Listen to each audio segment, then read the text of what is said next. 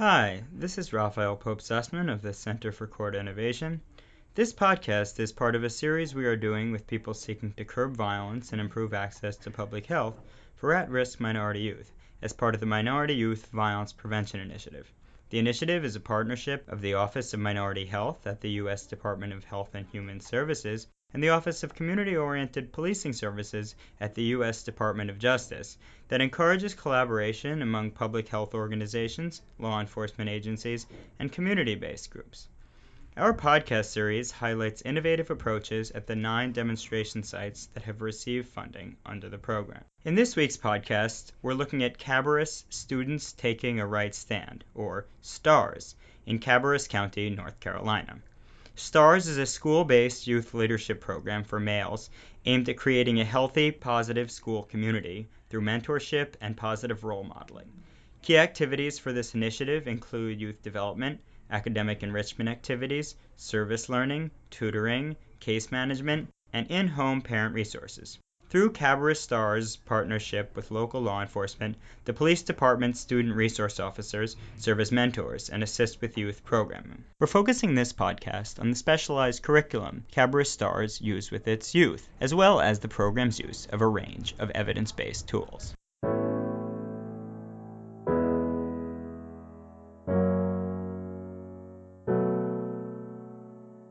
Hi, this is Raphael Pope-Sussman of the Center for Court Innovation. In today's podcast, we're looking at the Cabarrus STARS, or Students Taking a Right Stand program, in Cabarrus County, North Carolina. Joining us today are Dight and Rolanda Patrick, Program Managers at Cabarrus STARS, and Sue Yates, Chief Financial Officer for the Cabarrus Health Alliance. Katie, Rolanda, and Sue, thank you for speaking with me today, and welcome. Thank you. Thank you. Thanks. It's great to have you here. So, to start out, can you describe how Cabarrus STARS works? This is Dight, and we are a 3-tiered program. We have Tier 1, which is systems-level training and change within the school. Tier 2, which is our positive youth development piece of it, where we have a group-level intervention. And then Tier 3, where we have intensive individual services, both for the students and then a parental engagement piece. So the program partners with 4 schools. Can you talk me through those partnerships a bit? I know you focus on school climate and bullying as part of that. Yes, sir. In regards to the 4 schools that we currently work with, 2 are located in Kannapolis City, so we actually work with 2 different school systems. The first being Kannapolis City and the second being Cabarrus County schools. The schools in general are Kannapolis Middle School, A.L. Brown High School, both in Kannapolis, Concord High School, and Concord Middle School in Cabarrus County. So we're able to work with a minimum of 15 to 17 students at each school for 15 weeks. So we begin in September.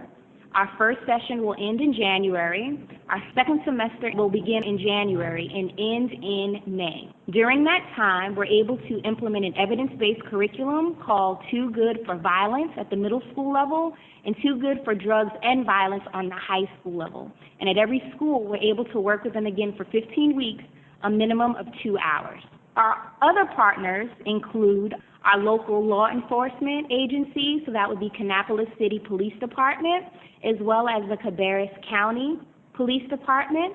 We also have partnerships with the Youth Educational Services Society in Charlotte. They actually serve as our facilitators for our program. And we also have a facilitator that comes from the Boys and Girls Club. In addition to that, each of the 4 schools also receive case management services. And I'm sorry, this is Dight. And they are given to about 8 students per year at each of the 4 sites. And so those students are selected from our group, and they might receive something like an interactive journaling program. Some of them get a mentor. We try to team them up with mentors who are either connected to their school or as local public servants, either as firefighters or police officers. This year, we expanded our mentoring program a little bit. We now work with more teachers and coaches than we did last year. And we have a total of 13 mentors. So I'd love to hear a little bit more about interactive journaling and the mechanism behind that part of the curriculum. Sure. So this is Dight, and I oversee the case manager who uses the interactive journaling program. It's called Keep It Direct and Simple, or KIDS for short. and it's a series that's divided up into different needs that the student might identify. So we first meet with the student before we select a journal, and once we kind of get to know them, talk about what they see as some of their biggest challenges, we help them select a journal that might be most useful. For instance, a lot of our students select the one, it's called Anger and Other Feelings. Other students opt for the one called Personal Relationships. And it's really a great system that walks the students through each of these problems in a really in-depth but easy to understand way. So our middle and high schoolers both use it, and we've seen some pretty good results. There's a pre and post test for each of the journals, and so they ask things, for instance, for the anger and other feelings, they'll ask students to name 5 major feelings that they've experienced.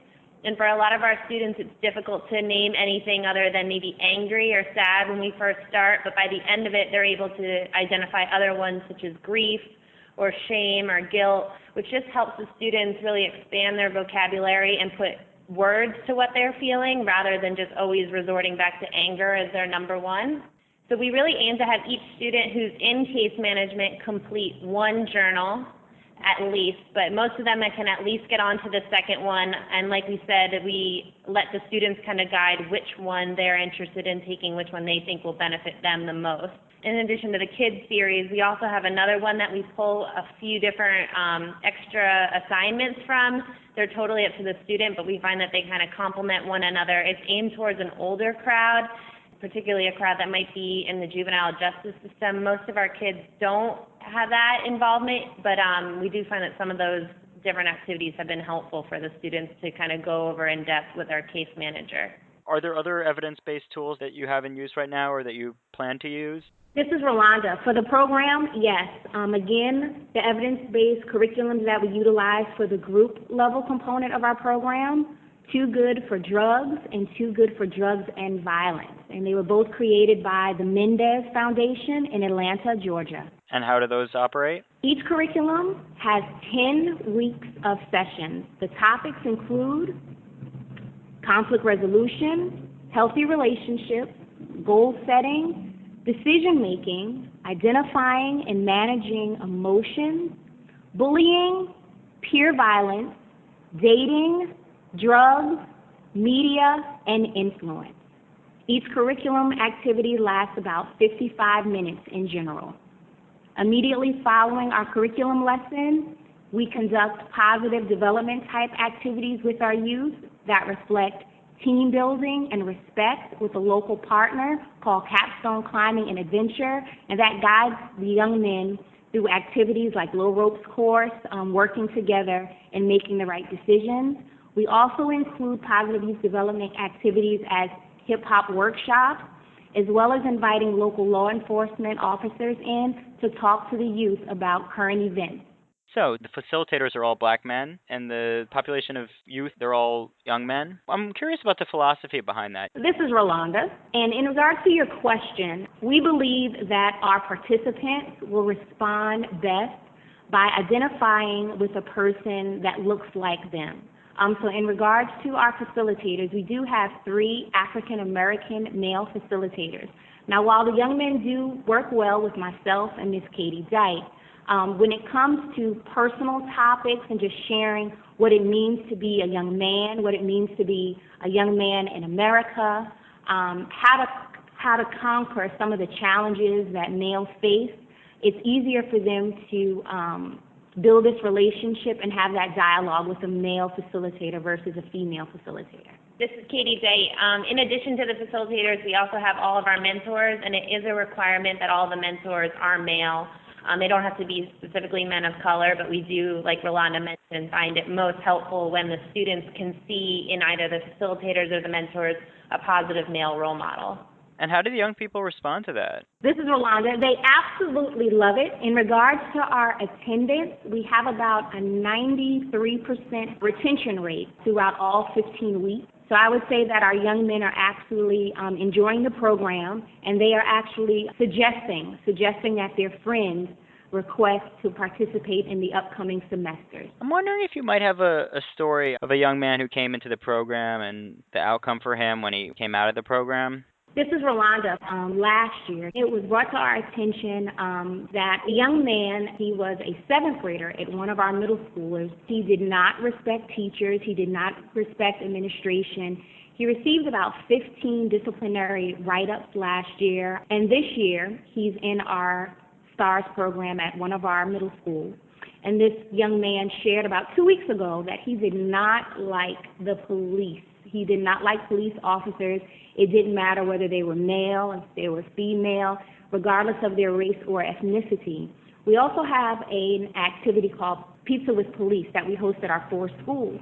And this young man, he participated. He didn't say anything, but he was definitely observing what was going on.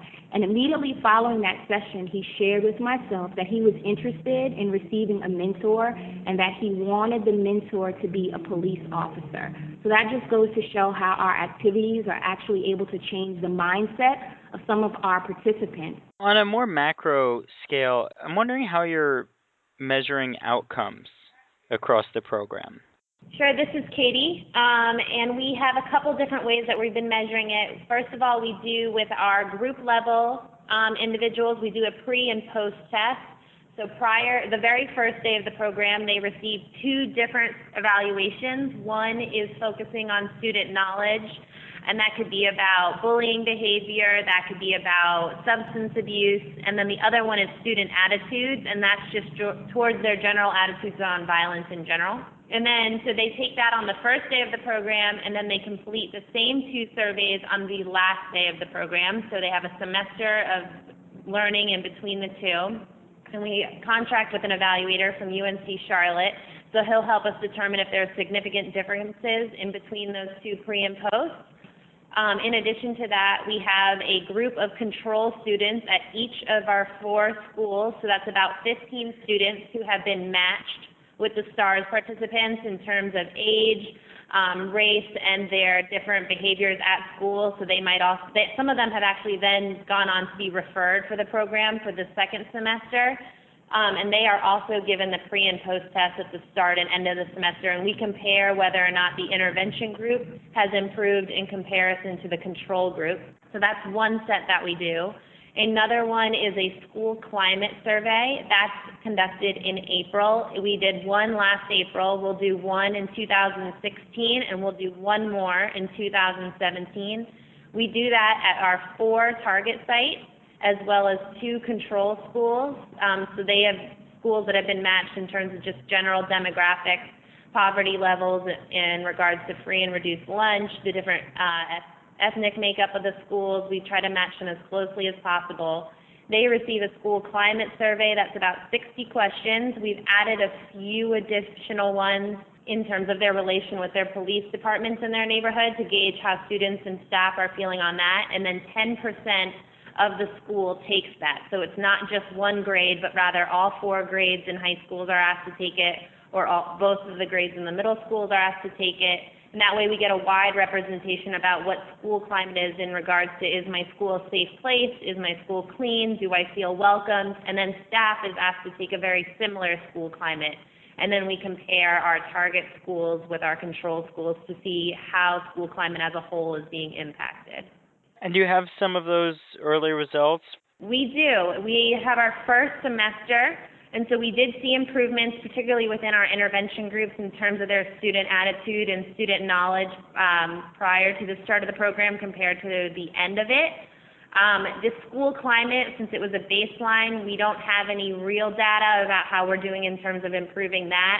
When we started, our control schools were actually doing well in terms of their school climate as compared to our intervention schools. So there's definitely room for improvement, but we did see a lot of positive feedback from the staff and students in terms of what areas they'd like to see improved upon. And what's next? So we are working on this second semester. We have 3 more, and this is Katie again. We have 3 more semesters following this. So the spring, then the next year will be fall 2016 and spring 2017. We'll continue to monitor school climate for the next 2 spring surveys. We'll continue to work with 3 more groups of students. But right now, we're just focused on the students that we have, both in our group level intervention as well as case management, and we'll start to think a little bit about our summer enrichment activities over the next few weeks, those ideas will really start to come together as we plan for the summer. And this is Rolanda. Also, building on our tutoring program at our middle schools, increasing the number of mentors that we have, as well as the number of programs and participation that our local law enforcement agencies provide. Wonderful. Well, do you have anything else to add? This is Rolanda. I would like to add that it is a pleasure working with our 4 schools. We've had the opportunity to reach over 120 students thus far, and Katie and I are definitely looking forward to the upcoming semesters as well as the summer. It's a pleasure to work with the parents, the teachers, the administrators, of course, as we're building and encouraging our young men to be as successful as possible. Well, thank you so much for taking the time out to speak with me today. It's our pleasure.